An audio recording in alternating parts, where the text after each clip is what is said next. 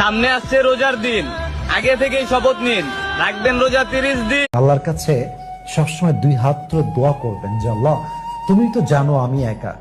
আল্লাহ, তুমি তো জানো যে আমার এই লাইফে কেউ নেই।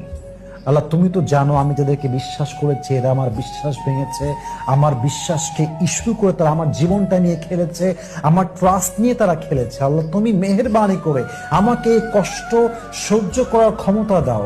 আল্লাহ, আমার একাকিত্বের সঙ্গী হয়ে যাও। আল্লাহ, আমি যেন ফিল করতে পারি যে তুমি আমার সঙ্গে আছো।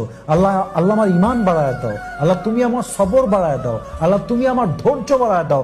আমাকে সমস্ত কষ্ট দুঃখ হজম করার মতো শক্তি দাও, স্ট্রংনেস দাও, পাওয়ার দাও। আল্লাহ, আমাকে তুমি সবর দান করো। এই দোয়াগুলো বারবার করবেন, দেখবেন কষ্টগুলো কেন যেন আস্তে আস্তে, কেমন ভাবে যেন এটা আস্তে আস্তে দূর হয়ে যাবে। এবং এটা আপনি বুঝে ওঠার আগেই